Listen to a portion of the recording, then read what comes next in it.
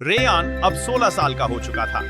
उसकी मेहनत और स्कॉलरशिप की वजह से वो कस्बे के सबसे अच्छे हाई स्कूल में पढ़ने लगा।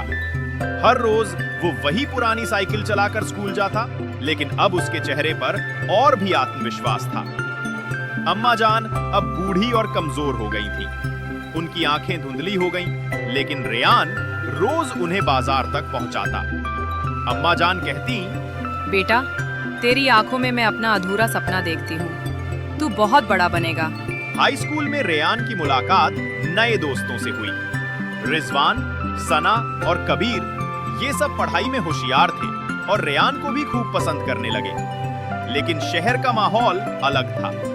यहाँ अमीर बच्चों के पास महंगी गाड़ियाँ, चमकते कपड़े और ढेर सारे साधन थे। रेयान के पास तो वही पुरानी साइकिल और साधारण कपड़े थे।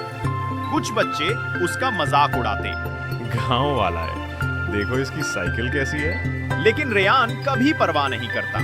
उसकी माँ हमेशा कहती थी, बेटा, दूसरों की हंसी पर मत गिरना, अपने सपनों पर टिके रहना। एक दिन अचानक उसकी माँ बहुत बीमार हो गई। उन्हें बुखार और खांसी ने जकड़ लिया। अम्मा जान भी कमजोर थी। रेयान घबराया, लेकिन कस्बे में अच्छे डॉक्टर नहीं थे। उसने माँ का इलाज छोटे क्लिनिक में कराया, लेकिन दवा बहुत महंगी थी। रेयान ने अपने किताबों के पैसे बचाकर माँ की दवा खरीदी। उसने खुद भूखा रहकर भी माँ को दूध और फल दिए। रेयान ने उस दिन ठान लिया, मैं डॉक्टर जरूर बनूंगा, ताकि किसी माँ को दवा के लिए तरसना ना पड़े। रेयान का बोर्ड एग्जाम नजदीक था। अम्मा जान और माँ हर रोज उसके लिए दुआ करती।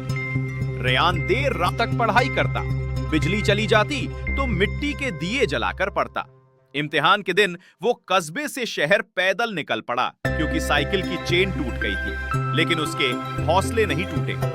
नतीजे आए तो रेयान पूरे जिले में टॉप कर गया। उसका नाम अखबारों में छपा।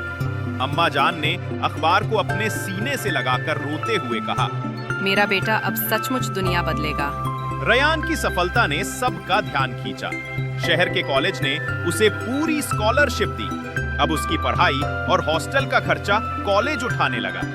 रेयान को अब कस्बा छोड़कर शहर में रहना था। माँ ने जाते वक्त आंसू रोकते हुए कहा, बेटा, अपने सपनों को कभी मत छोड़ना।